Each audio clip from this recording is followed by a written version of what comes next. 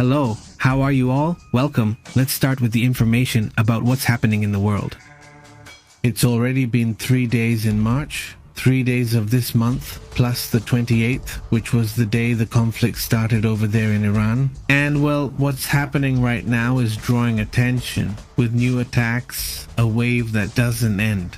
Let's look at the world's reactions. Today, the stock markets are really in trouble. Today, oil prices really shot up compared to yesterday. Let's go to the details of what's happening in the world, different reactions, what's also happening in other parts of the planet. Let's go with the information. Hola Noticias, thank you for joining us, and that's all. A small favor, I ask you to please like the video and subscribe if you haven't done so already.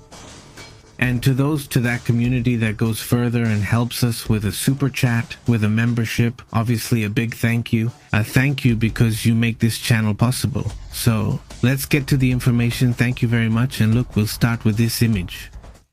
A wave is being reported, well, this time, a wave of large-scale attacks against the infrastructure of the Iranian regime in the capital. In Tehran, multiple bombings are being observed in different locations, and while the Iranians are also starting to bring out heavy weapons, we'll talk about that in a moment. Attacks on Tehran, on Iran, according to reports from the Israeli Defense Forces,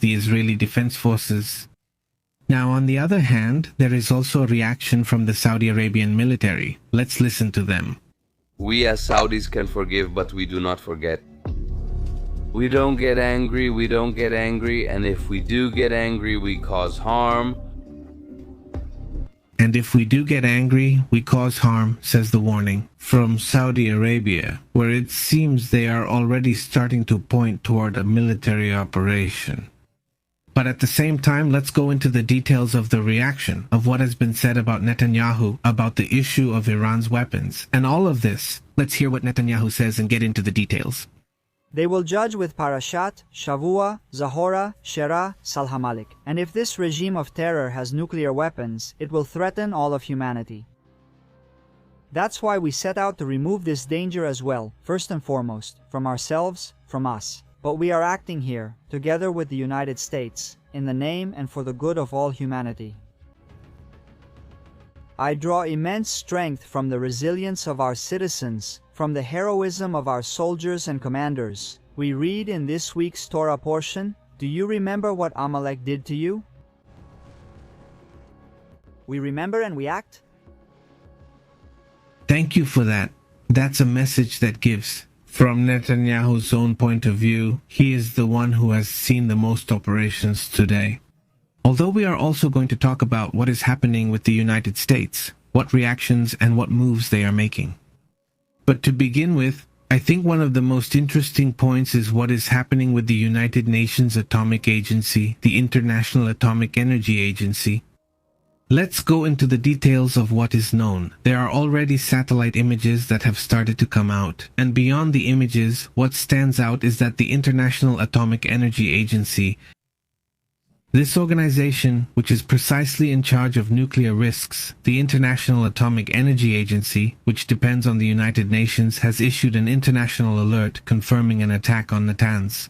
Yes, because the attack on Natanz is important since that's where the Iranians' nuclear facilities are located. One of the places, right, they have several, we're specifically talking about Natanz in the Isfahan area. Yesterday there was controversy about whether there had been an attack in this area or not. The attack couldn't be confirmed. Today the United Nations confirms that there was indeed an attack on the facilities. The International Atomic Energy Agency confirmed that there is indeed recent damage at the Natanz nuclear facilities, one of the most sensitive complexes. This concerns the Iranian atomic program. It should be remembered that the Iranians not only have these 440-something kilos of uranium enriched to 60%, but they also have about 9,000 kilos of uranium enriched to different levels, or about 9 tons. But that figure, all those numbers, are only from June to the present. I mean, those numbers are from June and there are no new numbers. I mean, that uranium could have continued to be enriched all these months, and now there could be much larger amounts. So, obviously this doesn't end there. According to the report, the impacts affect buildings and access to the underground plant. but they assure that at least for now, no radiological consequences have been detected. I mean, up to now, nothing has been detected, and that's also important to mention. Let's see. Yes, the attack is confirmed, but so far there aren't any. Let's say the sensors that detect radioactivity in the environment are not detecting any radioactivity. In other words, there are no leaks at the moment so far. That's what this organization says. The evaluation was based on satellite images, which suggests that monitoring of the site is still limited.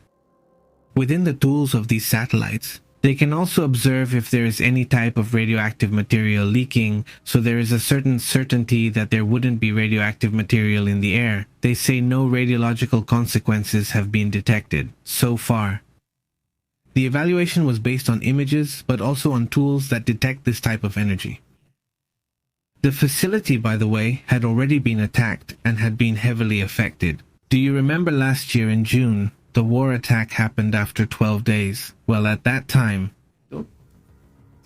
Isfahan was attacked, or one of the places that was attacked, and it was supposed to have been completely destroyed. There were doubts. United States intelligence said they didn't have all the evidence. And now, the Iranian ambassador to the organization accused Washington of acting in the middle of diplomatic negotiations, which raises attention. Well, negotiations and attacks, right? I mean, this is a very serious situation now, the conflict. Up until now, 800 personas. No fatalities. This is inside Iran, apart from the injured. Obviously, including Ali Khamenei and many dozens of high-ranking officials who have lost their lives in that conflict. So, be careful. This strategic impact is important. Again, the level of damage is not clear. That's the part that, well, intelligence will at some point have the task of trying to investigate and find out how far the damage goes inside these facilities. And even though you can see the satellite like that, well, these facilities are really there. I mean, the satellite image this time, well, from Google Maps. Although the images they've put up are a bit bad, more detailed, well, they're simply facilities that are mostly run down. So, is it really hard to know what the real damage is? Meanwhile, there's also a comment that draws attention specifically to this conflict. Does Donald Trump talk about Netanyahu and this war? Let's listen to this audio. Mr. President, did he force you to launch these attacks against Iran that drew the whole United States into this war? No, maybe he forced them to act. You see, we were negotiating with these lunatics, and in my opinion, they were going to attack first. They were going to attack. If we didn't do it, they would attack first. I was very convinced of that. And we have great negotiators, great people who do this very successfully and who have done it all their lives with great success. And based on how the negotiation was going, I think they were going to attack first, and I didn't want that to happen. So if anything, I may have forced Israel's hand, but Israel was ready and we were ready. And we've had a very, very powerful impact because practically everything they had has been destroyed now. Well, they say that's the message that's been given right now. Donald Trump said that Iran asked to negotiate, but on the other hand, yesterday the Iranians said no, that it's not true. We're going to talk about that in a moment, about what Trump is saying, about this supposed idea that they want to negotiate. At the same time, you can see hypersonic missiles heading toward Iran. And this, well, had already raised some doubts, since some media outlets have come out to talk about details of what has been observed, about what the reach has been. Also, the types of movements, attacks that have been carried out by Iran, specifically toward Israel and some United States bases. We're going to look at these kinds of details, right? And, well, thank you very much for joining us. Let's get into the details. This is just getting started. And a huge shout out to Dante. Thank you so much, Dante, for being a member of the channel. And to the whole community of members, thank you very much. Let's move on to other matters. Jose, my namesake, Jose Sartre. How have you been? Emilio Benedicto, thank you for joining us. Let's move on to other important matters as well, important ones.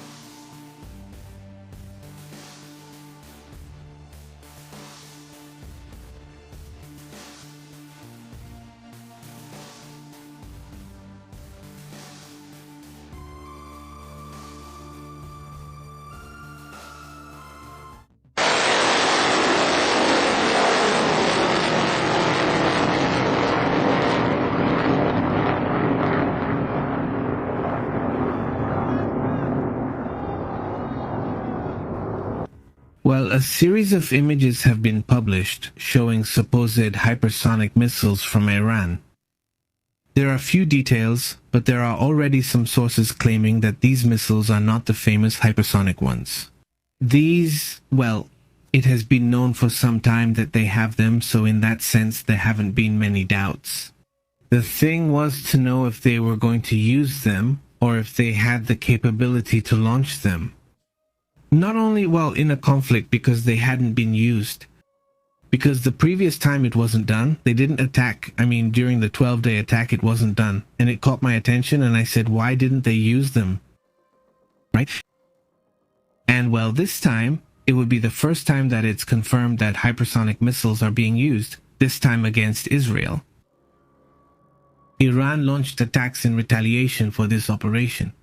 For the first time, they used the hypersonic missile called Fateh-2, designed to evade anti-missile systems. According to reports, the attacks hit some United States bases in Bahrain, Kuwait, and Qatar.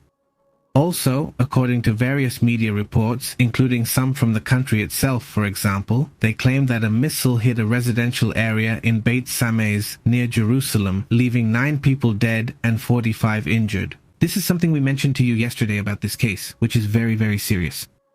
That has been, so far, the strongest attack, the arsenal used by Iran. Fateh-2 was deployed for the first time. They claim that this one has the capability to go more or less. That's what they say. It will have to be confirmed over time, but they say it should have the capability to go more or less a match. I've seen some reports that talk about this match, 2 or 3, something like that. Well, the point is that it's above 5 Mach, I mean, already considered hypersonic, right? According to the report, this has already been launched, and that's what they've been using to cause more damage. Apparently, for sure, the report about the Fateh-2.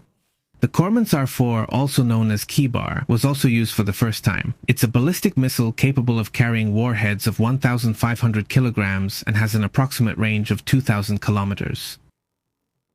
These go at speeds of Mach 16 to cannon. This is even more incredible, right? This report says they go at Mach 16 outside the atmosphere. According to military descriptions, now the combined use of ballistic and hypersonic missiles implies an escalation in regional offensive capability, and that's where they might be able to cause damage. We'll have to see if that attack has precision capability.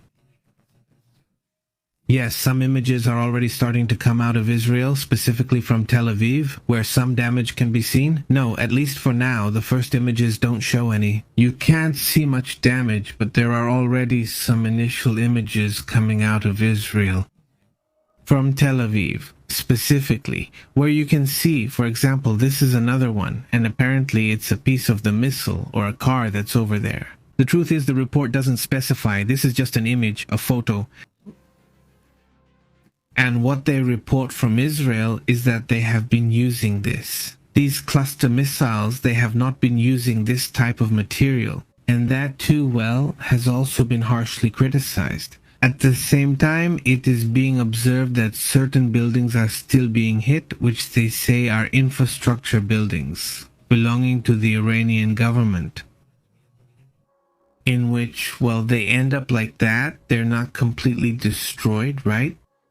So, today we woke up to more images of both sides shooting at each other. A de facto closure, the Strait of Hormuz. I insist it's a very strange closure because it's a closure where it says, the United States says it's open, Iran says it's closed, and the oil companies say, well, we're not going through there. Just in case, right? So, when there's a pause, reactions start happening in some places, for example in Iraq.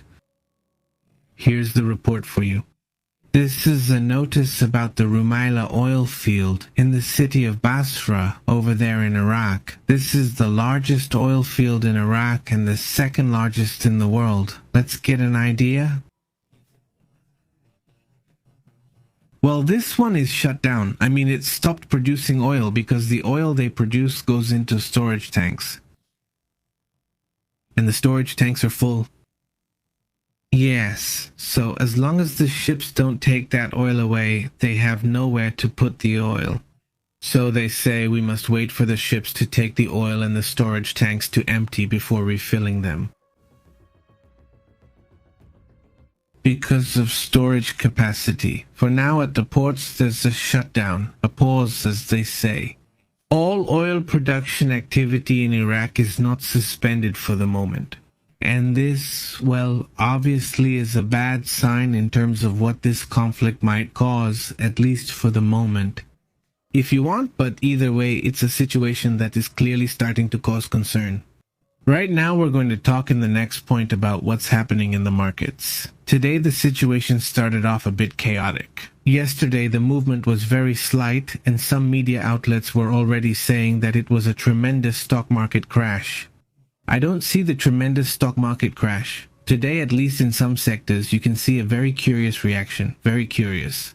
Let's talk because everything about that topic is really interesting. And in the meantime, I would like you to observe what Donald Trump himself says about Spain. Even though he has been critical of Iran on many occasions, this time, well, the Spanish government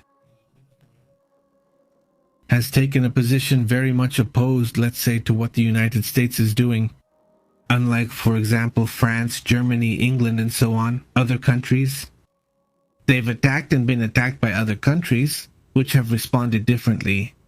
Spain, right? So there's a very strong message from Donald Trump about Spain. Let's listen to it. But some European countries, Spain, have been terrible. In fact, I told Scott to cut all ties with Spain to begin with. It all started when each European nation, at my request, paid the 5%, which is what they should do. And everyone was excited about that. Germany, everyone, and Spain didn't do it, and now Spain. In fact, he said we can't use their bases, and that's fine. We don't want to do it. We could use their base, just fly, use it. No one is going to tell us not to use it, but we don't have to. But they were unfriendly, so I said we don't want to. Spain has absolutely nothing that we need, except for its wonderful people. They have great people, but they don't have great leadership. And as you know, they were the only NATO country that didn't want to agree to raise it to 5%. I don't think they want to agree to raise it to anything. They wanted to keep it at 2%, and they don't even pay that 2%. So we're cutting trade with Spain. We want nothing to do with Spain. Yeah. We don't want to have anything to do with this. Tremendous comment made by Donald Trump, and it would be a huge issue. I think it's a bluff, but who knows at this point. The President of the United States threatens to cut off all trade with Spain, after the Spanish government announced that it will not allow Washington to use the Moron and Rota bases in its offensive against Iran. Spain has been terrible. He says that we are going to cut off all trade with them. We don't want to have anything to do with them, the Republican pointed out today. And well, that's it. The Spanish are precisely commenting on this situation, referring to their attacks with Iran in recent days, and Spain has been accused of not cooperating. Just like the United Kingdom, although the United Kingdom at the last moment changed its mind. Do you remember them opening the bases? Las bases, brother. Especially because of the attack that was carried out on an area where there is a United Kingdom base in Cyprus. And that's where things took a turn. Let's move on to other matters. What are the reactions in the markets? And more is happening with the countries in the Middle East.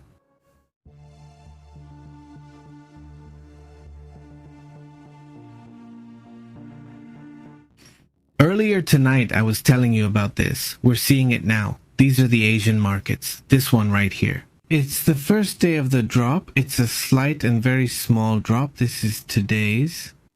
This one really made an impact. It was quite tremendous. But look here, the oil, this red part right here, let's take a look at the price. The price of oil was here before the war, and it was already going up. Because as we said here, there's always someone who knows before everyone else. These are the ones who knew what was coming. They're the people who are super informed. They already knew a day before. They knew the attack was going to happen. Here's a great business opportunity, by the way, this little green box. And it could be all of these too who knew days before, 1, 2, 3, 4, like 7 days before, they already knew something was going to happen. So all of this, Get on board very well informed. But then the war starts, and this is it. It's this price that's higher, oil going up to $77. But that's green. This is today. This is already a tremendous reaction, which adjusted a little bit, yes, but it has a lot of volume. It reached 81, and now the experts say it's going to get there. The way things look, to $100, it's likely now at $81. It got there in just 3 days or 2 days. Really, because it's Monday, Tuesday, and today hasn't closed yet, so we'll have to wait to see where it ends up. I mean, today, Tuesday. So the war started over the weekend, but there are no markets. This is Monday, this is Tuesday. We'll see tomorrow how this afternoon goes and how it ends, but some very strange things are happening. That's why, when they mention the war's high cost and the United States paying for it, you must consider the economy and also what's happening with the dollar. The dollar is gaining value because when nervousness starts, many investors turn to the dollar. They say all sorts of things, but where do I go? To the dollar. And what happens when these things occur? Even gold goes down. What's happening with gold? Gold precisely is dropping and dropping a lot. Today gold is going down, gold is falling. Why is gold falling? Because it's moving to the dollar. And how do we know it's moving to the dollar? The investors? Well, just look at the price of the dollar. This is the dollar, yesterday and today, the tremendous rise of the dollar. This is regarding the euro. Do you remember when the dollar was weak and then when there's a war, the dollar shoots up, it goes up? And this is also another possible reason for a conflict. What about the Mexican peso? Yesterday, when there was hardly any reaction, I told you, look, the peso is very strong. Yesterday's reaction was a slight increase. The dollar rose, but only a little. But today, this is the reaction. Today, yes, it's a much stronger reaction, right? Yesterday, we were talking about 17.30, and the day before, 17.20. We were in that range. There was hardly any difference.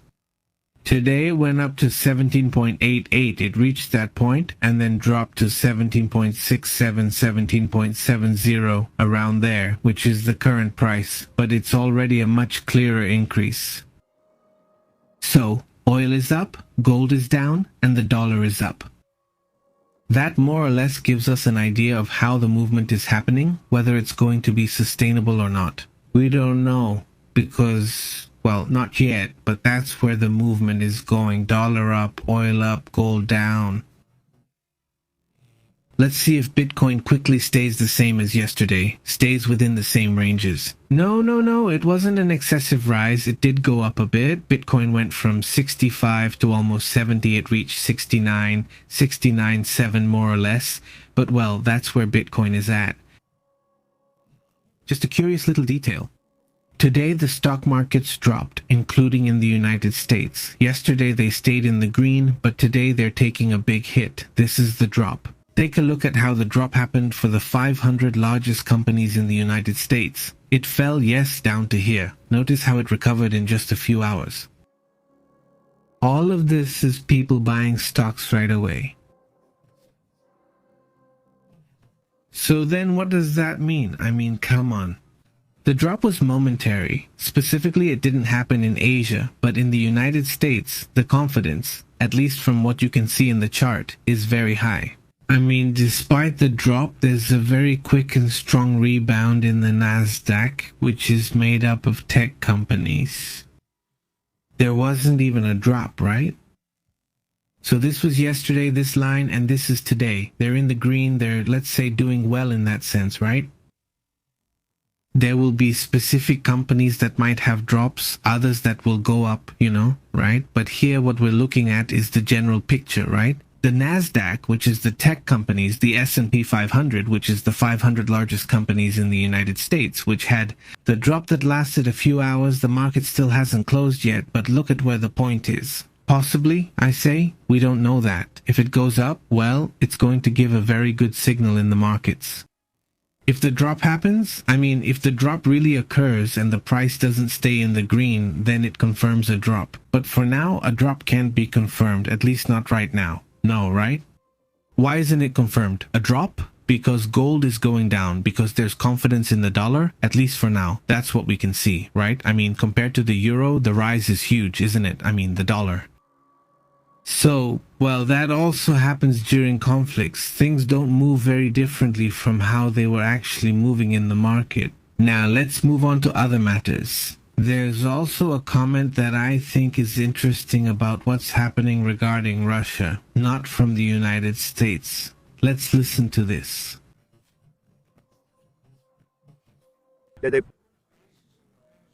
I made a mistake. This I've confirmed that the giant, the broadcaster. Thank you. That's the same one from Spain. Now let's see if we have the audio and we also have this situation. Among them is Noem. Do you remember Cristina Noem, the security chief for Mexico, the United States, and also in charge of security for everything related to immigration and customs enforcement, the management of immigration and customs enforcement? Well, let's listen. Check this out. Could you explain this? Sir, right now I'm looking at a photo of an interior room that seems to be a bedroom on an airplane. Yes, sir. Aren't you familiar with that? These photos aren't accurate. If you're referring to the planes that the Department of Homeland Security has bought and is buying, we're using them as long-range command and control aircraft. That's what the congressional statute for the Department of Homeland Security dictates. Ready not to use a luxury plane with a bedroom in it? We use a 737. I was there once, but other officials from the administration are using it, and it's used for command and control flights by the department. The department has found out. By buying our planes, we will save taxpayers hundreds of millions of dollars. Fourth, In fact, we spent $1.42 billion on immigration and customs enforcement deportation flights last year. It has a bedroom. I think they're remodeling it, and it doesn't have a bedroom, so they're renovating it. what kind of deportee justifies being expelled from the country? On a luxury jet with a bedroom and amenities like these? They are buying planes that will be used both for executive trips and for deportations. If you remember, in the past, we've used jets of this size and configuration for deportations, if you recall. With this configuration, he means I didn't see the inside of amenities like these. that plane for deportations. That's true? Sir, we have 737s that are being acquired by the department to replace the contracts we have for immigration and customs enforcement deportations. That's what they're going to be used for. And in fact, the Coast Guard is the only entity within the Department of Homeland Security that has jets at this time. They had two G5S that were between 20 and 25 years old and are being replaced so that they can continue serving our Coast Guard and our armed forces for years to come. It is said that, although they don't want to say it publicly, individuals described as high-ranking administration officials have called these aircraft purchases the worst deal in the world and an abuse of federal funds. Can you tell me what? The Republicans on this committee, who voted in favor of what I call the Billionaires Act, knew about their plans to acquire luxury jets when they voted for that money, which allowed them to buy these planes. The money for these planes was allocated by Congress. In fact, it is a mandate from Congress and from the rules you have given us and that we must comply with. A long-range command and control plane that will have the capacity for up to 17 people. In the Department of Homeland Security, for national security purposes, we are complying with the law. Those planes are being refurbished and will be used for that purpose, and they will be used by members of the administration and other components. It will also reduce our costs by almost 40%. We are saving the taxpayer 40% by buying our own planes and operating them, instead of being subject to the contracts they have today. Well, They asked for extra time because he won't let him speak, Congressman. Well, these are the hearings given by members of Donald Trump's cabinet, especially because up until now, I can't justify many of the expenses they make. When he says he clearly means the island. He doesn't literally do it, does he? It's not stated there. I mean, they're supposedly using, that's what they say, that they're supposedly using planes to return migrants, and supposedly they're using luxury planes. What they suspect is that those luxury planes are for them. I mean that they're actually just flying around and traveling everywhere, obviously billing the government for it. And there's a little thread there that, if they keep digging, could lead to a serious problem of mismanagement in the administration.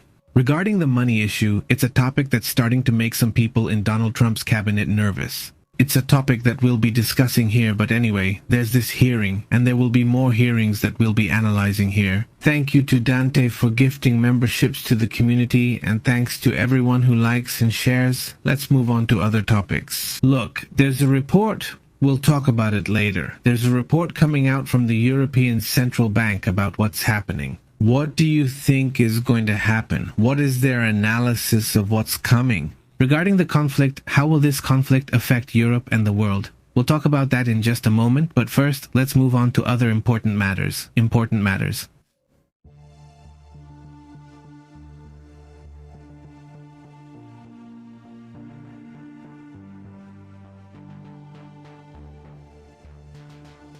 A few moments ago, we saw some images of attacks that took place from Iran to Israel, and there is official information from the Israeli security forces where they have given details about the effects of this new bombing that took place today, March 3rd, by Iran, especially within the very important person area. The Maguen David Adom Emergency Service confirmed that at least 7 people were injured in 3 different locations in the metropolitan area in Tel Aviv. Among those affected, there is a woman who is a little over 40 years old. It is also reported that the Israeli police deployed operations in several areas of Tel Aviv. The fire department also reported structural damage, including a house whose roof collapsed. There is talk of affected areas in Bnei Brak as well, according to reports. The same Israeli spokesperson confirmed that Iran used a missile from its munitions. Or do they consume in the little leaf the one that a personal arguable URA has directed at the intervals of international? En tema internacional? To Primavera hours later. Sociedad France Alemannschafft de Cliché. Opciones aéreas que se están dando ahora mismo. También en paralelo se calculan más cerca de los 800 personas fallecidas.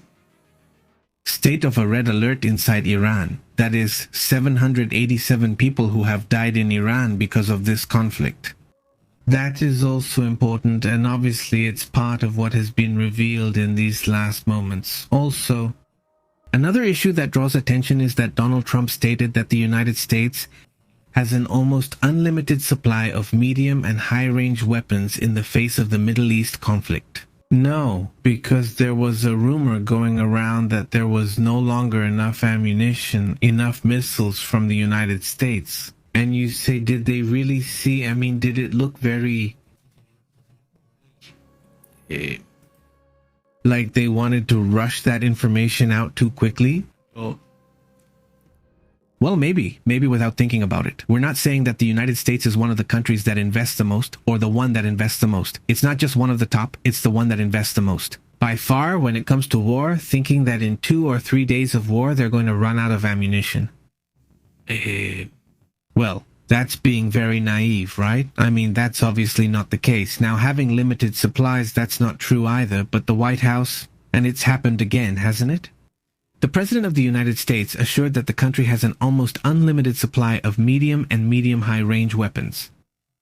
The statement comes on this 4th day of the military operation called Epic Fury, in which he claims that ammunition reserves have never been so high or so good.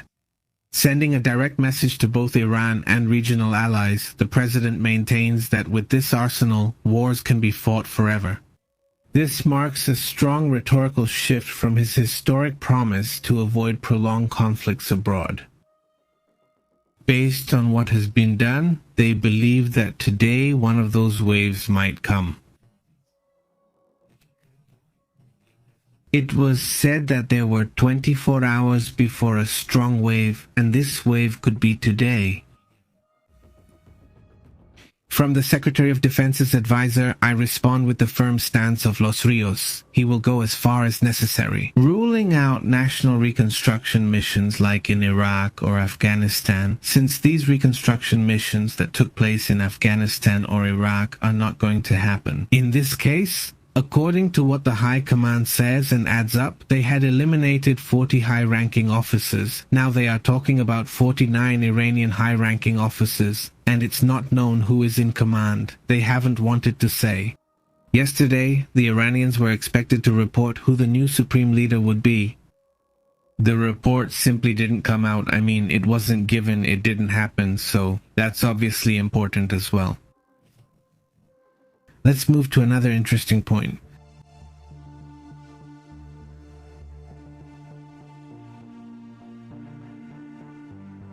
Also in France, they are activating the Rafale fighter jets. According to reports, after an attack that took place in the United Arab Emirates, Paris is reinforcing its presence throughout that area. Will these systems be active already? France deployed more Rafale fighter jets over the United Arab Emirates after a drone struck one of the military facilities. The announcement was made by Foreign Minister Jean-Noël Barrot, confirming that the fighter jets have already carried out operations to secure airspace in the area. The attack occurred on Sunday, and today is when France responds, maintaining hundreds of naval, air, and ground personnel in the United Arab Emirates, with a strategic presence at the Al Darfa base near Abu Dhabi. The military movement takes place amid all this escalation, in which basically what France does is react. It was a country, France specifically, just like the United Kingdom, that had even criticized this operation. They didn't agree with it. They said there were still diplomatic avenues to pursue. But, well, if Iran suddenly attacks their bases, then they have no other option but to get involved. Right now, they're not directly entering the conflict yet, they're just reinforcing the area. It's not that we're not going to see, at least for now, the French bombing areas in Iran, and the same goes for the United Kingdom. For now, they say they're not going to operate, they're not going to provide intelligence information, they're just going to allow it. Certain bases, they're going to open up a little in that sense, but nothing more. Also, just like what we saw a moment ago with the reaction from Saudi Arabia, they also say we're not going to forget about this. And if they make us angry, well, we're not going to react. Basically, now there's a statement, let's see, from this congressman about what's happening in this war over there in the United States. Let's see what he has commented. This is Trump's war. This is a war of choice. He doesn't have a strategy. He doesn't have an end game. Well, now some congressmen are starting to speak out, Democrats, and even some Republicans too, who are beginning to criticize the strategy. He's being accused of not having a strategy. There's an opening strategy, but there's no strategy to end the conflict. And that's the part that started to be criticized. Meanwhile, there's also a reaction from Marco Rubio, the Secretary of State of the United States. Let's listen to what he says. That's in Iran, despite years of sanctions. Imagine in a year or a year and a half, the capabilities they would have to harm us. It's an unacceptable risk, especially in the hands of a regime led by radical clerics. The Ayatollah is a radical, he was a radical cleric. That whole regime is led by radical clerics who don't make geopolitical decisions. They make decisions based on theology, on their view of theology, which is apocalyptic. That must also be taken very seriously. So that was the purpose of this whole operation. That's why...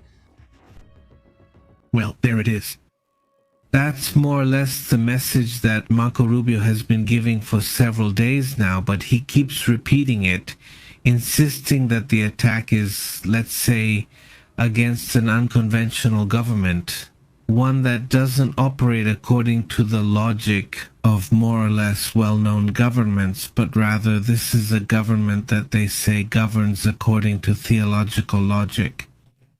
And aside from that ultra-orthodox theological vision, it's not just theological, it's ultra-orthodox.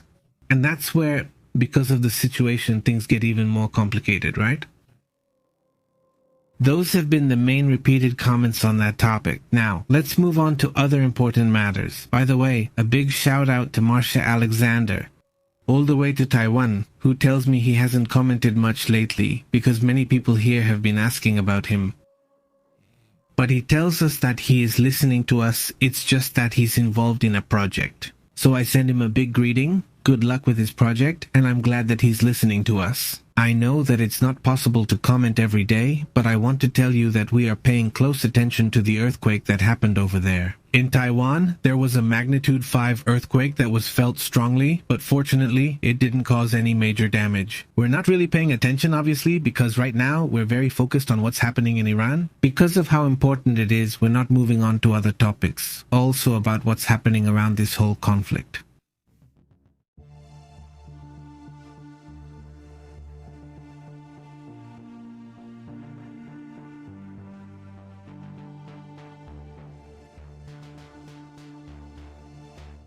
Now, regarding what the European Central Bank is saying, what are the reactions happening in the European stock markets as well? Which ones? What are the effects that are also being felt in the oil and energy markets and all of this? But we have to start with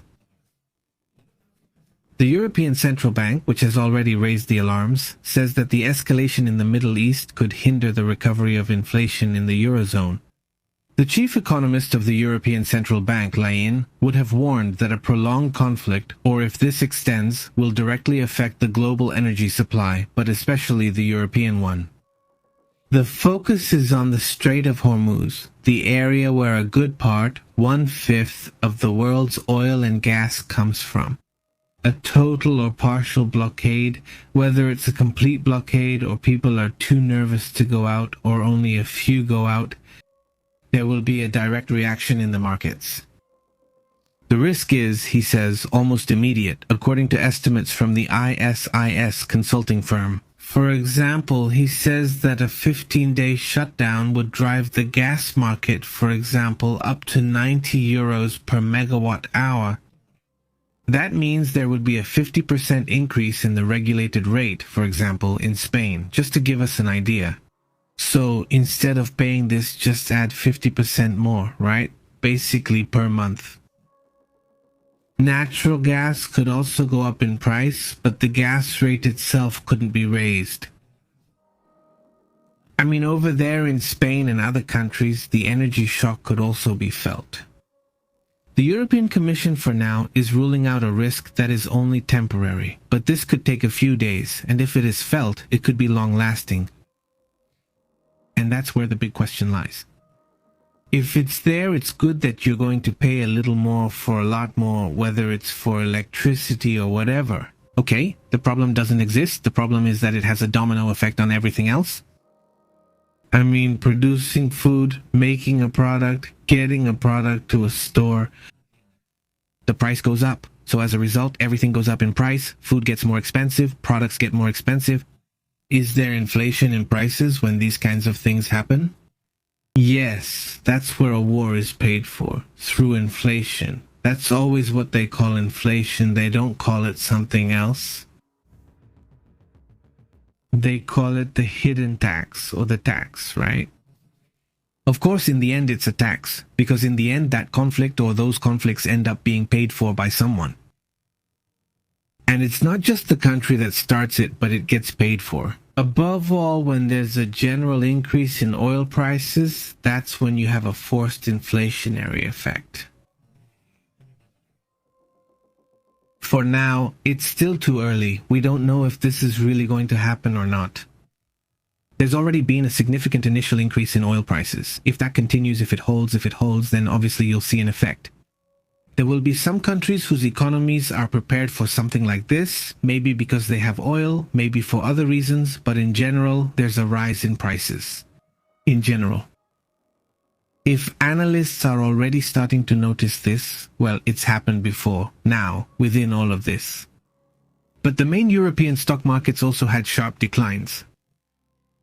When the stock market drops more than 2%, that's already a sharp decline, and this time it was over 3%.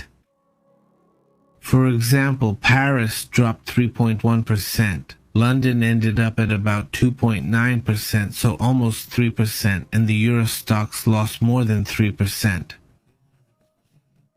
Madrid didn't do so badly. It dropped about 2.4 or 2.3% in the end. Milan dropped 0.2, Frankfurt 3, Germany.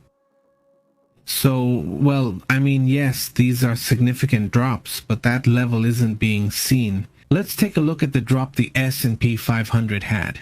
But the drop it had from yesterday's price, where it ended up, well, from yesterday's price to today, it's nothing. 0%, because yesterday's price was at this point here, and the price is right now at this point. So yes, there was a drop, that's this, but it already recovered. I mean, in hours, like I was saying, if you look at the price, it had dropped by 1.0. The losses, well, if the drop is 0 in the S&P 500, and if we look at the data, there it is, even its life. I mean, let's see. No, there's no negative effect, at least for now. In that sense, no. We're gonna keep watching. One afternoon they closed like 3 hours, or 3 hours from Mexico. It must be around 3 hours from Mexico. Or, let's see, let's check better. The prayer time is better if it's 1 hour ahead, 1 hour behind, but it's 1 hour ahead. La Jolla, they're going to close it only at 1:46. There are 2 times left. I mean, there are 2 more hours and 15 minutes left. Well, 2 more hours and 14 minutes until the New York Stock Exchange closes. And when it closes, well, they come, but you can't see them. So far, you don't see a huge drop like it seemed this morning when it was already down 1.6%. That was already a significant drop, but it recovered very quickly. So, well, this is what we see at the moment. Gold and silver have been showing strange movements because gold has also dropped. I mean, like the European stock market's not gold. Gold has dropped, and that draws attention. The Mexican stock market hasn't reached the Mexican stock market. It has a sharp drop. The Mexican stock market really does have a significant drop, and it's already 2 days in a row. This is the Mexican stock market, and this really is a significant drop. If we measure the last 2 days, which are Monday and Tuesday, it's not a 5% drop. This is a sharp drop. That's right. It's a sharp drop. Mexican stock market. Watch out. It's the drop in the Mexican stock market. So this one stands out. I think it's one of the strongest I've seen. So be careful. Be careful with that. Be careful with it. And I imagine, I don't know, I imagine that the drop, especially today's, could be maybe in part a reaction to what's happening with the dollar, with gold, etc. Not everything is bad news. Also, when the dollar goes up, there are also positive effects. As long as there's a balance, if there's a very strong rise in the peso or a very strong drop in the peso, both things are bad. But if it stays within a certain range, the balance can be good in that sense, but the drop is not positive, obviously. Let's move on then to other matters, other important topics as well, about all these reactions that are happening around the world in response to this conflict. Thank you very much for your comments. We'll see you here in a little while. We'll keep talking. We'll keep the conversation going. In the meantime, go ahead and give us a like.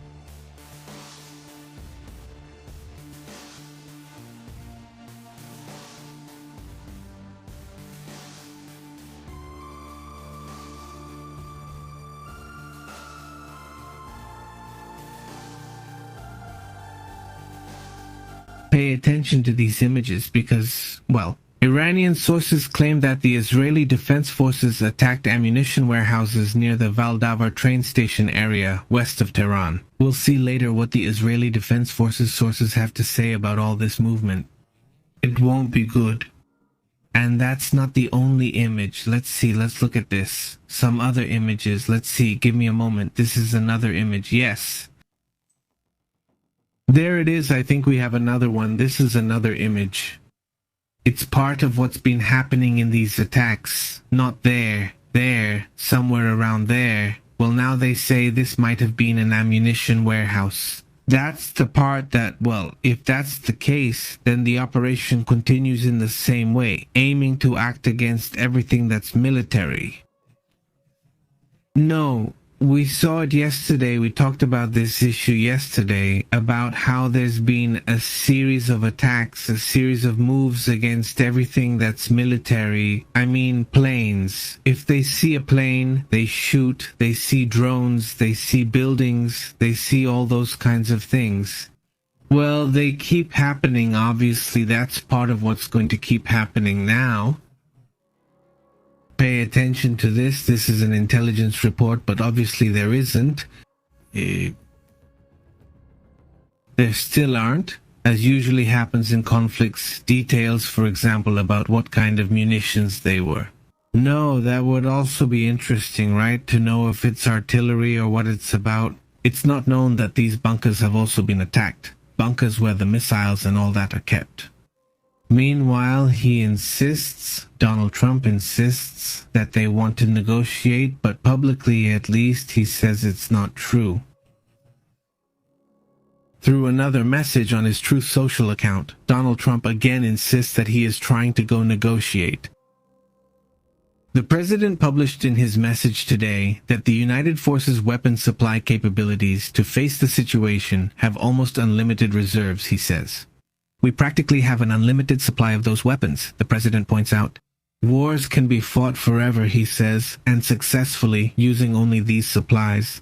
He told Trump on social media that they are superior to the best weapons from other countries. As you already know, it's, as always, his own editorial, not the report they give him, but his own editorial. So that's also very curious. There are some images like this one, which would show how attacks are being launched against Kurdish opposition groups. Let's take a look at this, because attacks are starting to happen. It's from Iran. Notice that Iran got involved in too many fronts? No, wait, it's just an image. Very quickly, there it is. That's the moment when an attack happens in a Kurdish area. That's a video recorded by the Kurds themselves. Feel it. Let's go to the map to start understanding this situation, but this is an area where attacks are happening in Iraq. Be careful with that, since I don't think the Iraqis are happy with such attacks. Let's go to the map, but you can see that Iran is attacking. Also, take a look at the size of Iran. I mean, as a country, it's a fairly big country, right? I mean, if we compare it, for example, with India. I mean, the size is a bit smaller, but it's not a small country. Donald Trump mentioned in some statements that this war was going to last several weeks. Because Iran is so large, it would take time to reach various countries, locations, and targets. But the attack that is happening now is on the northern part of Iraq. We have to remember that the Kurds have already announced that they are ready to operate against Iran. I mean, the Kurds consider the Iranians their enemy.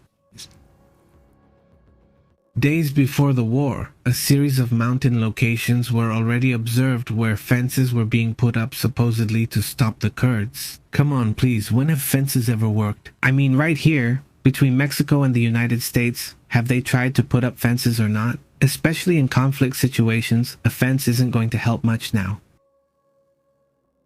And even less so in places like Iran, right? But anyway, the point is that the Kurdish Iraqis claim that Iran is firing Shaheds at them. I mean drones. These are the kamikaze type, you know, the ones that destroy themselves on impact. That's how the Kurds were. They shouldn't get involved in the conflict because otherwise they'll be attacked. The same thing happens with Middle Eastern countries. Or did Iran misunderstand the reaction of the Middle Eastern countries?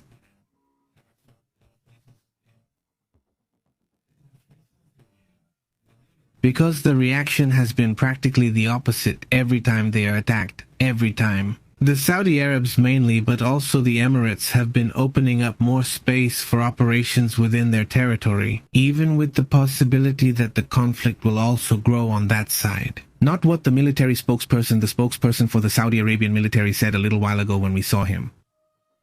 That they shouldn't forget the conflict, and that they can't forgive but not forget. They said something like that, and that if they get angry, they react. I know these are still messages meant to show strength, but beyond that, there's nothing. I mean, come on, there's still no announcement of an attack. No, that's also, well, it's interesting, right? Let's move on to other points, other matters. Many thanks to the community that follows us on Twitter and also on other networks. We're on Telegram, Twitter, Facebook, and WhatsApp. We're in several places and we always try to remind you where. We're always reminding you about the broadcasts here or also sharing information about what's happening now. We give other points. We also go to other important topics. Trans.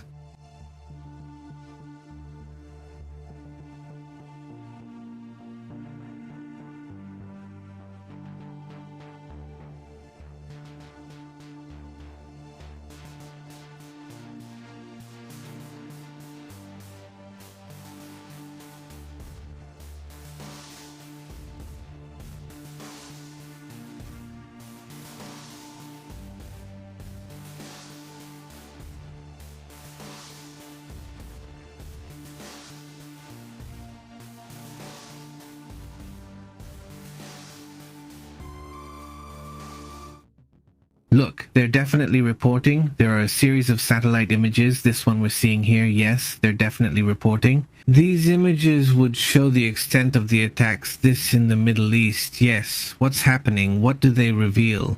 This is also going to be a lot of images that are already being provided by private companies who are broadcasting or showing a bit of what's happening from the air. Here's another image. Look, here's another image to confirm what's happening. According to the satellite images, they reveal the strike on Iran. This, well, already in Operation Epic Fury, as they call it, or Epic Fury, in which they claim that the targets hit include radar systems, air bases, frigates, logistics ships, fuel depots, and security complexes. This happened in Konarak, in Chiadan, in Bandar, in Abbas, where the largest attacks have been confirmed. Obviously, well, apart from what has happened in Tehran, in the capital, right? So, be careful with that part too. Look, there's also another issue happening right now. We'll get back to Iran in a moment, but there's something we need to talk about. Let's move on to another topic.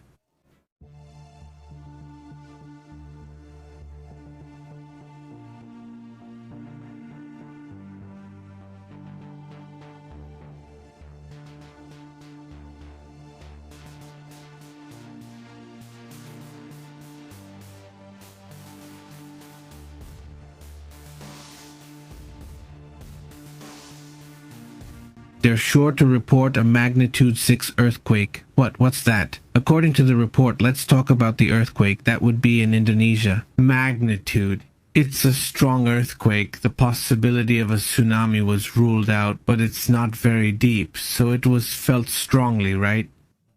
The United States Geological Survey confirmed the earthquake was off Texas coast. The risk of a tsunami has already been ruled out, right?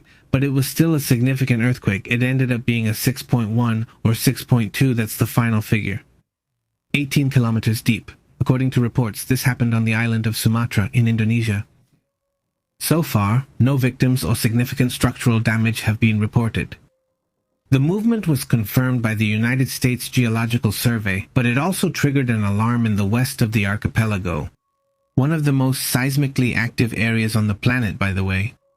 According to tectonic records, it would have been around 11:56 local time.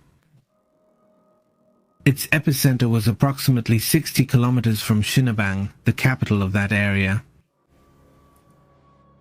The epicenter was located very close to the sea, but it did not trigger or cause a tsunami. According to the Indonesian Meteorological, Climatological and Geophysical Agency, the Indonesian Meteorological, Climatological and Geophysical Agency stated that the energy released was considerable, although still within the expected parameters for the region.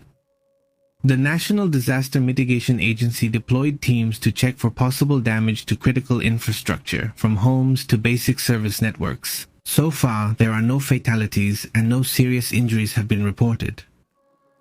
So far, the damage is only minor. There is no major structural damage, for example, to bridges in Sinabog and other towns like Simalwai. They were described by residents as a strong earthquake. That's how the testimonies described it, as strong and prolonged. The residents left their homes, followed the protocols, and, well, they're simply already used to it. There was panic, yes. A situation of some chaos was reported in offices, schools, and businesses, but it didn't get any worse. It was a scare, a strong scare, a scare. It's important to remember that 75% of the world's active volcanoes are located in that area. Besides the earthquakes they have all year round, they're right in the Ring of Fire, a tectonic belt that has a large number of earthquakes. So, well, that's part of what happened in this region. We have to stay alert to this issue, which we try to keep you updated on here. Besides the earthquake I mentioned, there was also this earthquake over in Taiwan, which obviously draws attention as well. That happened today. Let me see how the United States Seismological Service recorded it. Look, the United States recorded the Taiwan earthquake. This one is between Taiwan and Japan. This is already being reported in Japan, and what you see here is being counted as affecting Japan too. But, well, it was also felt in Taipei, not just over there in Taiwan. And this is another earthquake. These earthquakes, because there are several, happen directly in Taiwan. The ones we're seeing here, which are smaller, one of 4.8 and another of 4.5, which would also have been felt in Taiwan. These three earthquakes were felt in Taiwan. Today, as Marcel Alexander was telling us from over there, from the island of Taiwan, we send him a warm greeting. Well, that's it. That being said, let's move on to more matters about what's happening in this conflict between Iran, Israel, and the United States. Goodbye.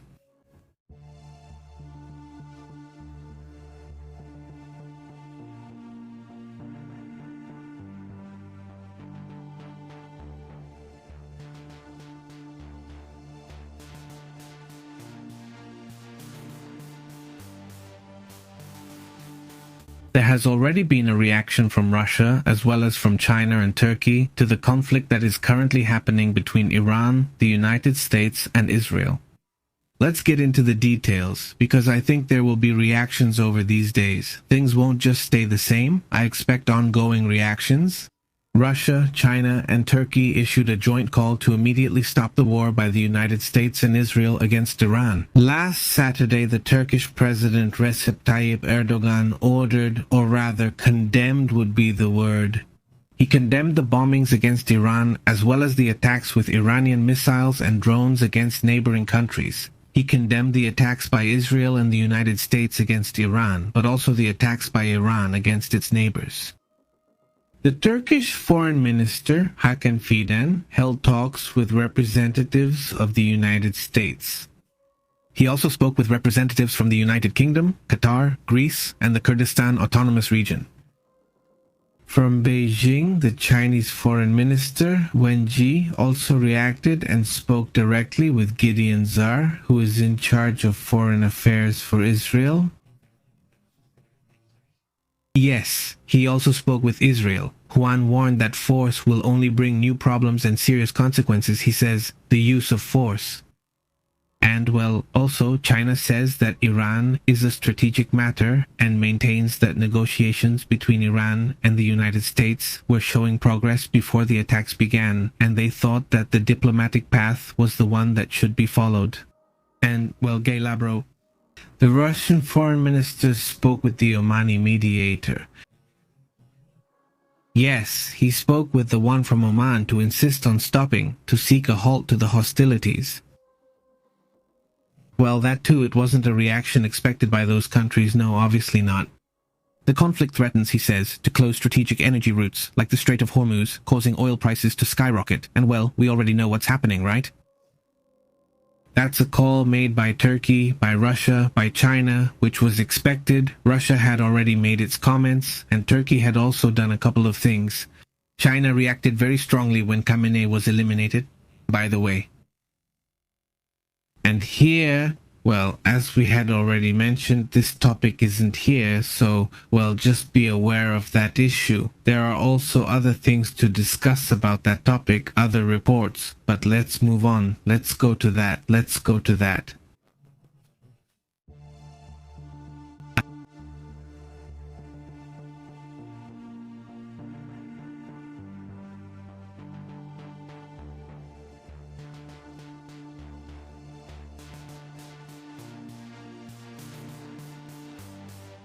In the report, it's very interesting because it talks about how it had already been decided some time ago that Khamenei would be eliminated. Yes, according to what they report, the joint operation between the United States and Israel ends with Khamenei dying or being eliminated. Israel would have made the strategic decision to eliminate Khamenei after the October 7 attack. So, at that moment, it was decided then that it was not what had to be done, right? In what? The decision was part of a direct order from Prime Minister Benjamin Netanyahu to attack all those directly and indirectly responsible for the offensive that left more than 1,200 dead and 250 kidnapped in Israel. Although the political decision was made in 2023, the detailed planning of the so-called Roaring Lion operation, or as Roaring Lion, began after the 12-day war. That was the beginning of an operation that had been in preparation for years before it was carried out. Against Khamenei then, well, that's the detail, let's say, that's given there, right? So, obviously interesting, but I do think it was inevitable this would happen eventually. The order, right? The order to launch that attack against Israel on October 7th. Well, a lot of us think it came from Iran because they were the ones who would be most affected. After an agreement that was already imminent, which was going to be signed a week after October 7th between Saudi Arabia, Jordan, and Israel. And interestingly, a week before, the people from Hamas decided to launch a very harsh attack, right? So, well, it really was surprising. I mean, that part was surprising. And we have to remember that from Iran, on October 7th, there were images of Iranian leaders celebrating with fireworks, clearly already planned. So it's always been suspected that they were the masterminds behind it, right? That's why this also has its history, right? In that sense.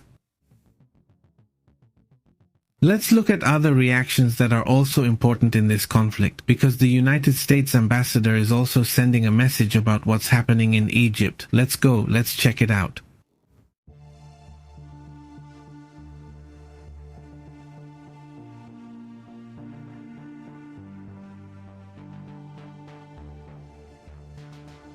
The United States is advising its citizens, the citizens who are in that country. Actually, it's advising them to leave, but not to leave Israel through Egypt. They're telling them to leave Israel directly, not through Egypt. Due to flight issues or cancellations, they're advising people to go to Egypt. This is something controversial because, well, obviously in the Arab countries as well. Right now, there are risks for Americans, but that's what this ambassador is asking them to do. Let's go into the details of what they know. This message really caught my attention. Mike Huckabee, who is the United States ambassador in Israel, is sending out a recommendation to leave through Egypt, even with the total closure of the airspace that is currently in place in Israel. The United States ambassador recommended that United States citizens leave the country as soon as possible due to the military escalation with Iran. The warning comes hours after Washington urged all its citizens in the Middle East to evacuate the region immediately. He explained in an official video that the most viable way out is to cross through Egypt, specifically to Taba. The Israeli Ministry of Tourism would be providing buses from Gerlila to Tel Aviv, Haifa, and Jerusalem towards the border crossing. In each major city, the government is transporting foreigners, in this case Americans, by truck. To the embassy, to the border with Egypt, and once in Egypt they will look for planes. How are you, Nicole, Felipe, Francisco? Very good. Roble, how are you, Panterita? Very good. Adri. Israel keeps its airspace closed, including Ben Gurion Airport, and it's not expected to open in the coming week. So, at least one more week, it will remain closed.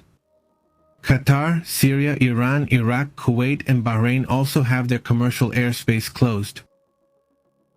There are about 200,000 American citizens currently in Israel.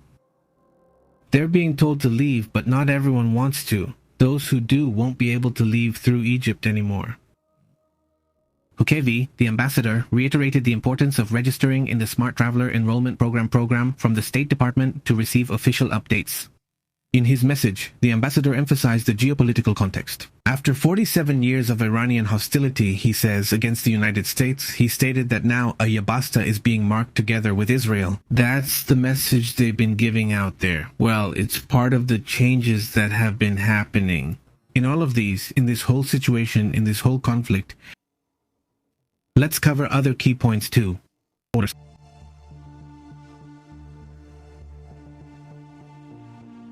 There is another notice from the United States. All essential United States government personnel are being ordered to leave Bahrain, Jordan, and Iraq, or things. I mean, things could be getting complicated.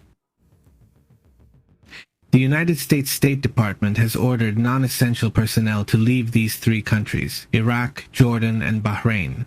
Meanwhile, the United States Embassy confirms drone attacks and a temporary closure, as detailed by the Agence France Presse agency. The government of Saudi Arabia confirmed, and we mentioned this yesterday, that the United States Embassy in the capital, Riyadh, in Saudi Arabia, had suffered a fire after being hit by 2 Iranian drones in one of the waves that occurred yesterday. Today, the situation is once again rectified and confirmed the attack. That is also important, not another report. Look at what is happening, what is coming, what is being observed. At least regarding the gas issue, let's go to that.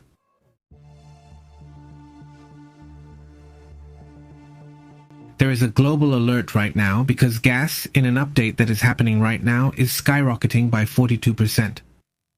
This is after the decision that is being made in Qatar. Just look at that. Natural gas prices in Europe skyrocketed by 42% within hours after Qatar announced it would halt liquefied natural gas production. Will they halt production instead of increasing it? The April futures contract on the exchange and on the Immigration and Customs Enforcement Exchange reached 42%, 45 euros per megawatt hour, reflecting immediate panic in the energy markets. Qatar Energy, the state-owned company of the Emirates, confirmed that it is suspending liquefied gas production due to the escalation of the conflict in the Middle East. Qatar is one of the world's main exporters of liquefied gas, which is key for European supply. After the energy break with Russia, the shutdown directly impacts the continent's energy security and directly affects the European economy. So, well, be careful, there could also be some moves in that area as well. By the way, NATO has a reaction there, not just about this conflict. Let's get into that detail.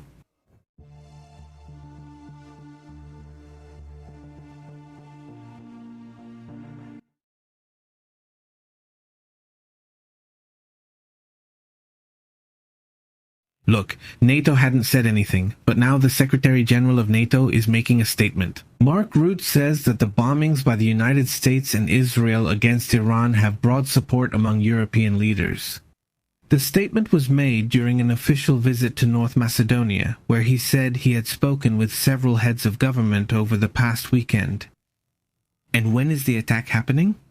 He says many alliance members are celebrating. 3 key points: the elimination of Iran's nuclear capability, the neutralization of ballistic missiles, and the disappearance of the supreme leader, al-Islamico.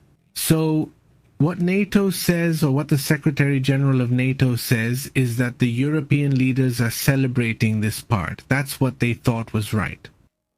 The statements, well, yes, they are important, because at the end of the day, NATO carries weight when it comes to global security. And all of this doesn't participate directly in the operation, but there is, let's say, political support, right? Ruth emphasizes that they will not be involved in military operations. However, she warns that NATO will defend every last inch of NATO territory. This sends a clear message to Tehran. As long as they don't get involved in NATO territory, NATO won't get involved with them. Basically, that's the message NATO wants. Don't mess with us, and we won't mess with you. And we're kind of on the side of, well, not NATO, we're kind of on the side of the United States, and also Israel, but not in the conflict. I mean, they're not going to get involved in the conflict unless they're attacked. That's also a message, right? So, well, that's also interesting, obviously. Let's move on to other topics, to other interesting matters as well. The following images can be seen. Let's see if we can show them here on the screen. Excuse me, it's an intelligence message, and I think there's something else here. We'll check it right now. Yes, there are several images, so let's go into detail.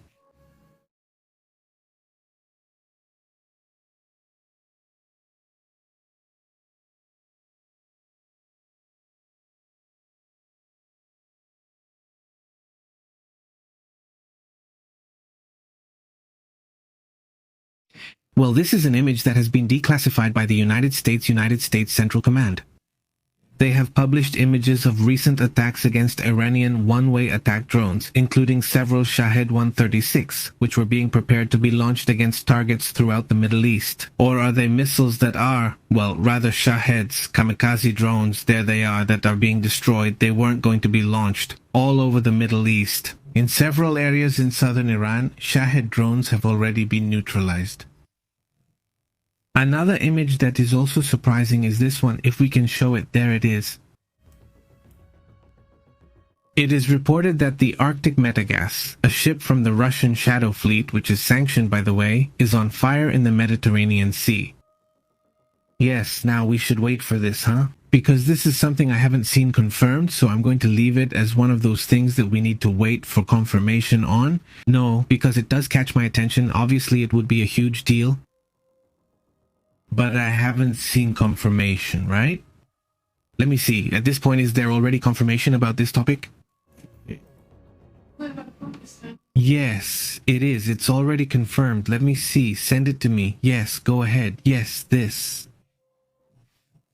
Let's see what happens. Can you send it to me again? Because I don't see it here. It really catches my attention. Because this could also have another explanation. I mean, why would a ship from the Russian Shadow Fleet attack there? Not in that area, nor in the Mediterranean? If it was a Ukrainian attack, it means that Ukraine is already greatly expanding its attack capabilities, right? That would be... Well, this is surprising, not obviously now, or... some other actor out there who might have wanted, who wanted now. Normally, if it were NATO or if it would be more about going for the ship and taking it away and not causing a problem or an environmental disaster in the area. So let's see what this topic is about, right? But let's get into the details. Here's the report. Let's see who brought it. And right now we'll look at other images too, which are important, let's say, within what's happening. According to what this oil tanker reports, a liquefied natural gas tanker is on fire. They already have this. Wow, let's see who it is, who this outlet is. Let's see, let's keep watching. There it is, it's there. It's there and okay.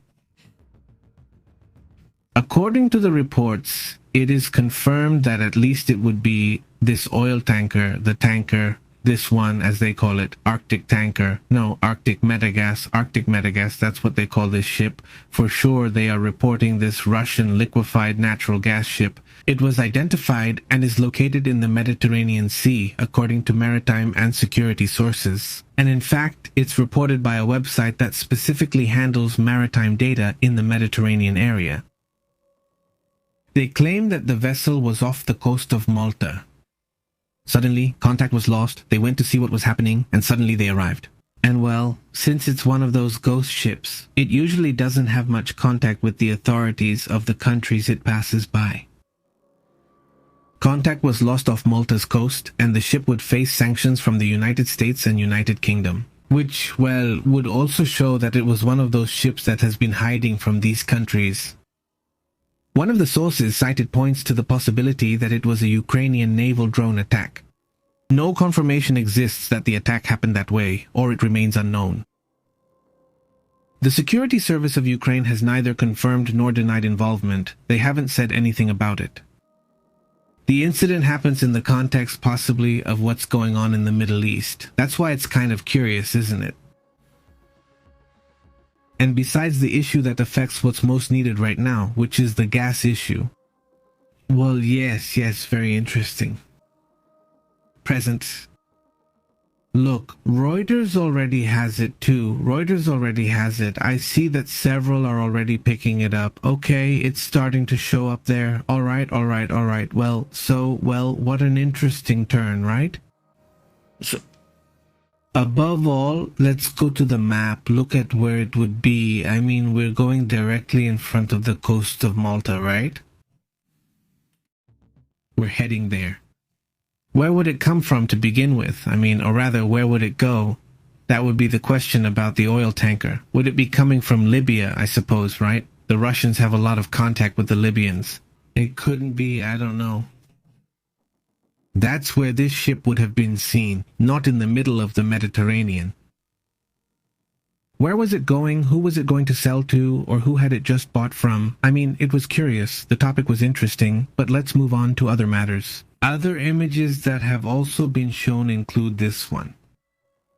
This is the Strait of Hormuz. Notice how the normal passage looks. Yes. Then suddenly on the 28th the attacks begin, and then on the 1st the movement of the cargo ships starts to decrease. Let me check if the cargo ships are here. I made a small circle over there. You see it? It's what I was telling you, and here on the other side too. Look, they're there. Right? Let's see again from the beginning how this has moved and how it's progressing. On the dates, it's the 28th. There were still almost normal movements. That's when the attacks start. Yes, that's where the movements are. And suddenly the 1st arrives. That's March 1st, March 2nd. And look, there are movements, but they're very small, they're minimal. Yes. There's less movement now. And many of these ships even reach the Strait of Hormuz area and turn off their transponder. You see, that's why they disappear from the map. That's from Turkish Radio and Television Haber, which published this animation. That part catches my attention, obviously. I had seen it before. This topic doesn't surprise me. Now, watch out for this message from the Israel Defense Forces. Come on, there's a message right now. We'll show it in a moment. Okay, we'll show it in a moment. There's also an image of an F-35 in action. Yes, it's an F-35 from the... Wow, yes, it's an F-35 from the United States and, not from the Air Force. Right, it must be from the United Kingdom. Here there's a... Let's see, we'll check it out in a moment. That's right, it does seem like it. Ministry of Defense. Okay, we'll check that out too. Well, yes, interesting things are happening. While we get to that, please help out by sharing and liking. It's really appreciated. Yesenia, how are you? Benedicto, Panterita, Dieguito, Francisco Arce, let's get to this matter.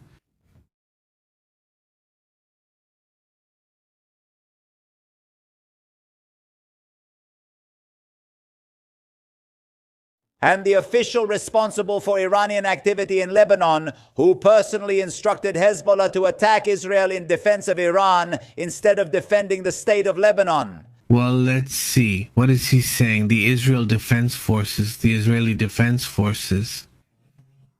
They issued a statement warning all representatives of the Iranian government to leave Lebanon within the next 24 hours or risk being attacked. And according to the Israeli Defense Forces spokesperson, Colonel Abishai Andrei, he stated, the Israeli Defense Forces warns representatives of the Iranian terrorist regime who are still in Lebanon to leave the country immediately before being attacked. The Israeli Defense Forces warns that it will not tolerate the presence of representatives of the Iranian terrorist regime in Lebanon. And they will give the representatives of the regime who are currently in the country 24 hours to leave the country. After that, there will be no safe place for the representatives of the Iranian regime in Lebanon, and the Israeli Defense Forces will attack them wherever they are, he says. So, well, that's a very strong warning from the Israeli Defense Forces to Iranian politicians inside Lebanon. Well, another image. This was sent by the Royal Air Force, according to reports. Let's see if we can show it. That's the Ministry of Defense, and they show the moment when some drones are attacked. According to reports, they managed to shoot down an unmanned aircraft, a one-way Iranian attack, during recent defensive operations over Jordan. It's the first recorded operational air-to-air shoot-down by a British F-37. There it is, an incredible image, the drone destroyed. A British F-35 destroying an Iranian drone over Jordan. This was published by the United Kingdom's Ministry of Defense. Also, it's an incredible image. Honestly, very interesting, obviously, this move. And we have another image. Let's get the image ready here first, but we have another image that also caught my attention. And we're going to see, I think, the involvement of some countries. In this case, for example, the United Kingdom, or countries like France itself, Germany, and so on. We're going to find ourselves increasingly involved in conflict. That's the logic I'm seeing here now. Check this out. The Iranian regime releases this image, announces that the Assembly of Experts is holding a vote to choose the successor. The new supreme leader is chosen through remote voting to minimize the risks of airstrikes and interference in the voting process. So, we're going to see in the next few hours. This was supposed to happen yesterday, but in the next few hours, we'll see who the new supreme leader will be. And obviously, well, what is known about this individual, right? That will be key to understanding this situation. So that too, also pay attention to this topic, he says. Let's see, well, just a moment. Here's another image. Look, that's an image shared by the Global Network for United Nations Data at the United Nations, part of the United Nations. And it shows these cars, a lot of cars. Look, so many cars. The families say they're fleeing from some places in southern Lebanon. That's how things are right now. Israeli airstrikes in the area. Many have left with only what they could carry with them. No, civilians must be protected at all times. That's what the United Nations Development Program is asking for, not just normally. Israel sends a signal when there is going to be an attack in a certain area and asks people to leave the place. But obviously, in the face of a bombing, there can always be victims or collateral damage, right? So, well, the people of Lebanon prefer to stay away from the southern area because of the airstrikes. The attacks have been happening constantly there against Hezbollah, right? That also draws attention today.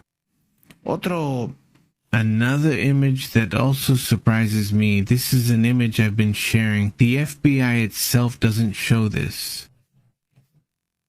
The Israeli Air Force announced the attack on the secret Minzadai complex. That's in northern Iran, where, according to reports, the Iranian regime was operating, a place to develop the necessary capabilities to create nuclear weapons.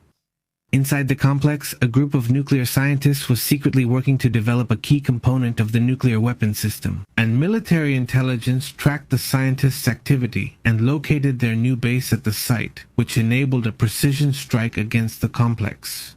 Which, by the way, is secret, right? Intelligence had already identified it was there, right where we're seeing, and that's where the operation would have started, right? That's also part of the things that are being revealed today, part of the images they're sharing.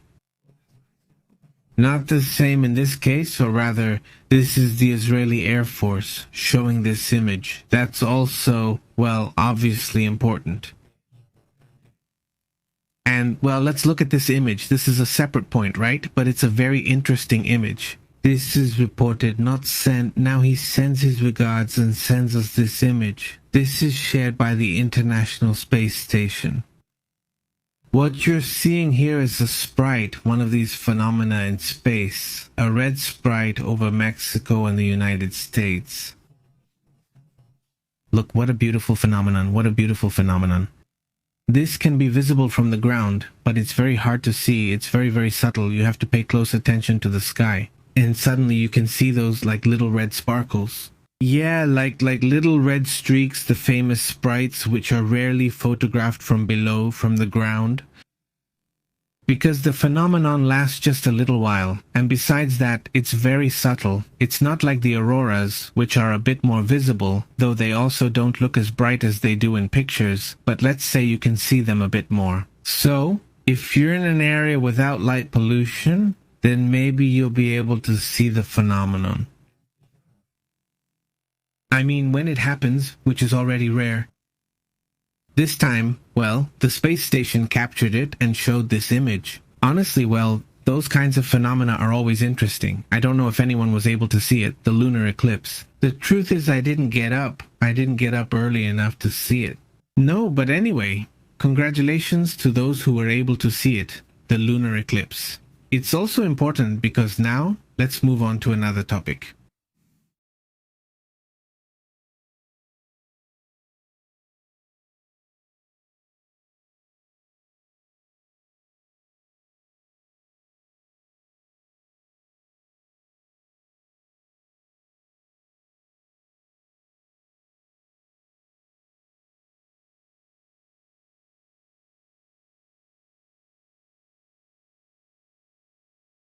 They are reporting a fire at the United States consulate in Dubai, huh?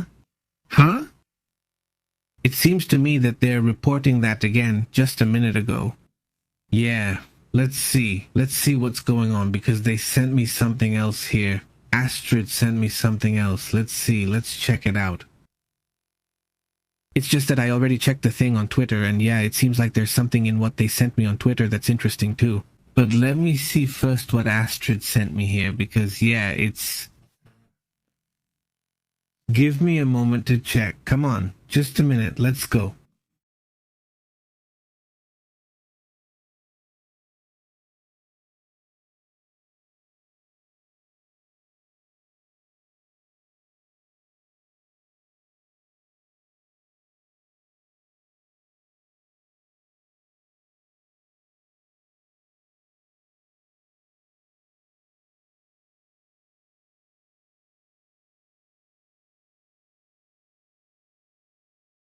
There are several important matters about what's happening right now. First of all, reports say that Israel has destroyed a building where the Assembly of Experts was meeting to choose the successor to the Ayatollah. Pay attention to that issue. According to Israeli sources and Iranian news agencies, they are saying that the building was reduced to rubble. It's not exactly reported who was there, but the sector, the selection council, consists of 88 Shia clerics. It was known that it was going to be online. I mean online so that, there wouldn't be any trouble, not so that. If they attacked one, well, they couldn't destroy everyone, but at least the place where the council was being held would have been destroyed. The thing is this.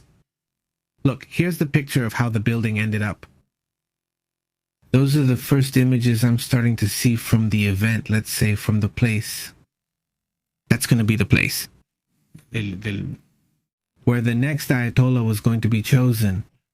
The operation, reported by the CFDI, led by the Israeli forces and directed by the Directorate of Military Intelligence, took place during the night and targeted strategic facilities. Among the targets hit were the Presidential Office and the building of the Supreme National Security Council, and the complex where the highest authorities responsible for decision-making on security matters meet. The Military Officers Training Institute and other strategic infrastructures of the regime were also attacked. So, at the same time, there were several attacks against these facilities.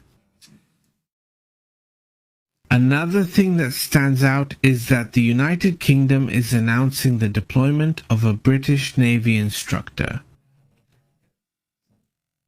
They are also sending helicopters to their bases in Cyprus, according to reports. It says the United Kingdom is reinforcing its military presence in Cyprus after the drone attacks attributed to Iran. Against the Akotril base, which is this area, if we look at the map, Cyprus was attacked, specifically a United Kingdom base.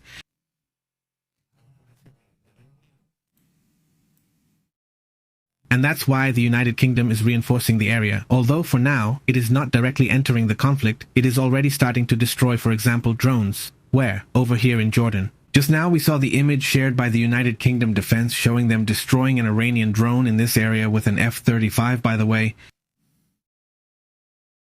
Prime Minister Keir Starmer has assured that there is full commitment to the security of Cyprus and the deployed military personnel. The United Kingdom is fully committed to the security of Cyprus and the British military personnel stationed there.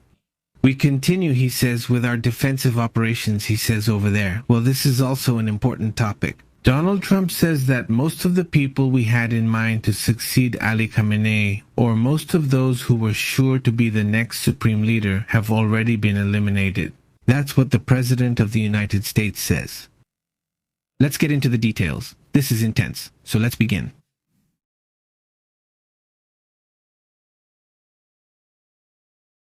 Today, from the Oval Office, Donald Trump says that United States forces have managed to destroy practically all of this, in relation to Iranian defenses and also to the possible successors of Ali Khamenei.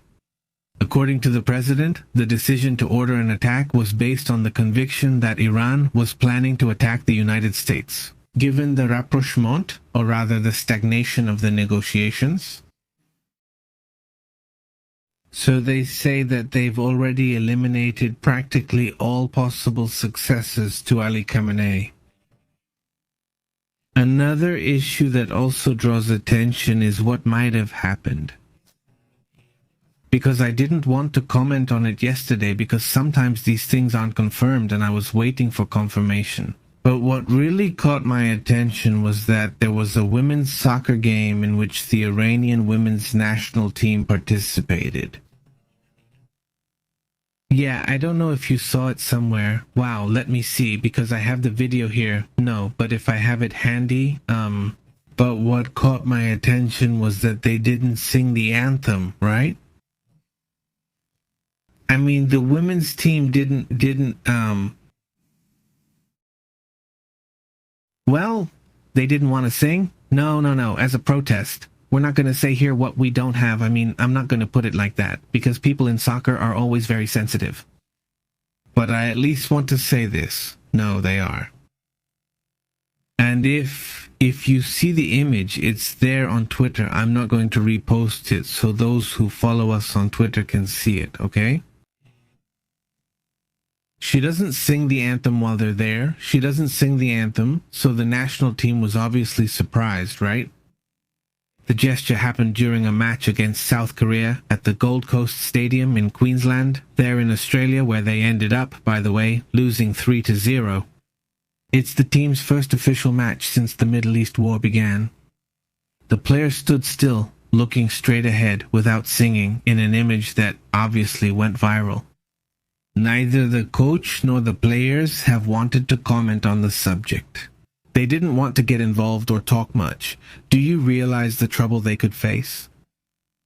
Let's say it was subtle, but the message was clear. Many sectors have interpreted this silence as an act of symbolic protest, or a sign of internal tension amid the conflict. Something is going on there, but it caught people's attention. Yes, other players have been there and some female players have not, expressing their respect, their solidarity, highlighting that it is brave for the Iranian team. And, well, sending this kind of messages, so, well, I also find that very interesting. Also, another issue is that the Iranian Revolutionary Guard is already saying that the decision about Khamenei's next successor will be delayed. Well, yes. This somehow confirms that there is a lot of pressure against the possible successor, or that they are going to try to make sure there is no successor at all, right? The Assembly of Experts delayed the decision. While the region enters a period of maximum military tension, the succession of the Iranian supreme leader enters uncertain territory. After it was confirmed that there is no designated successor, it is confirmed that there is no designated successor. Or maybe he has already passed away? The FARC agency, linked to the Revolutionary Guard, reported that the final in-person succession of the Assembly of Experts could be postponed until after the funeral and burial. The meetings will now be held remotely. From now on, due to reinforced security measures and fears of threats to the physical safety of the members of the religious body. The burial will take place in Mashhad, the leader's hometown. The burial will take place in Mashhad, his hometown. The burial will take place in Mashhad.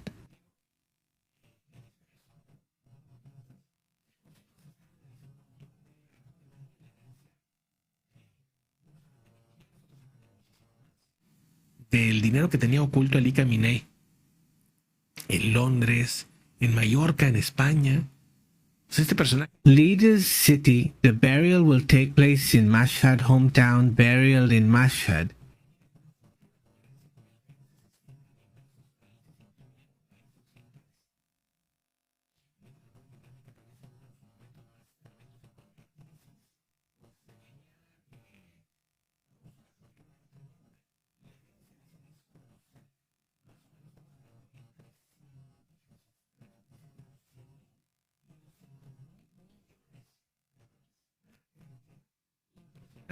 Impressionante. ¿Sí? Impressive, he says.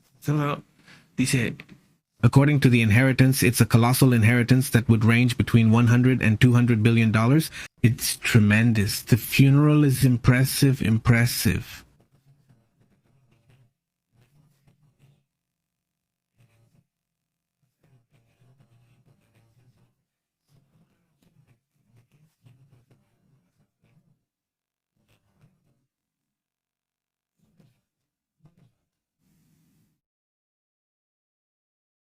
Or is Samine's downfall going to cause it?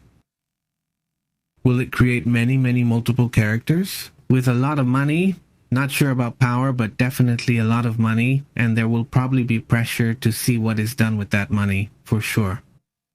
These properties are not only recreational assets, but they are also key pieces in a system of capital diversification, which in recent decades has been spreading in different parts of the world, including Spain, including London, among other Western countries. Impressive.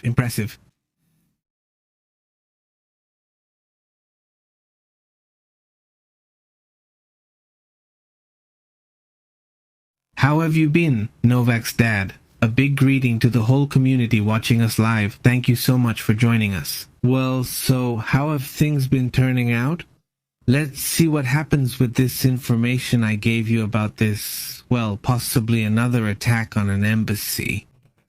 Let's see if that gets confirmed later. I see that it's already being reported in several places, but since it's the same, yes, look here. Here it is. And there's an image from Insider Wire that would show 14 minutes ago smoke from, it says here, a consulate in Dubai.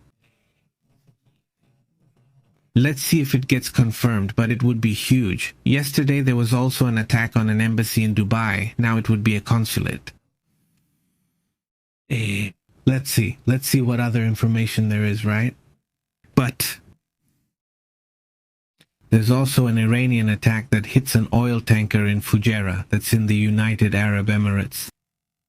This also draws attention to another oil tanker that could be affected. Let's see what is being said about that topic, but, well, I insist. It's a topic we have to keep an eye on, right? Thank you.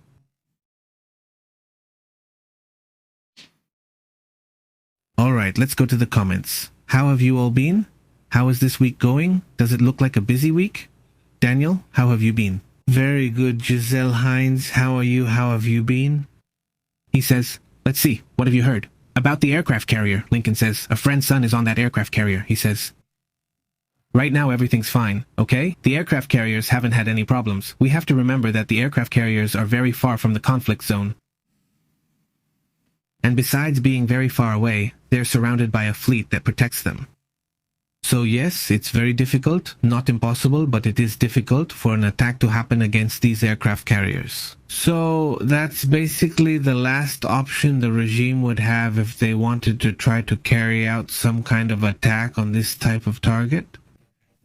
Well, they're bases, right? In a way, aircraft carriers are like a military base, and they're usually very well protected. Oscar Flores says, Maduro, El Mencho, the Ayatollah, and soon Putin, he says. Oscar Flores, how have you been? Greetings, Oscar Efrain Roca, how have you been? Very good. Yeah, well, it's really something. Greetings, he says. Thank you very much, Giselle Hines. Thanks for the information. We will be paying attention anyway, obviously, to whatever happens there. Irma is here. Daniel, greetings. Raul, very good. What's up, Nova's dad? Good morning. Greetings, very good. Irma is here. Francisco Arce says, at this rate, they're going to cancel the World Cup. I know, right?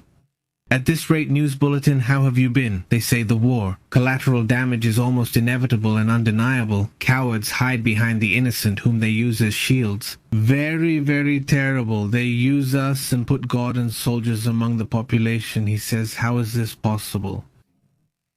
Yesterday, they were placing defense systems in areas where it's just civilians. And why do you put them there? I mean, what's the logic, right? If you know those are the first ones they're going to attack here in Panama.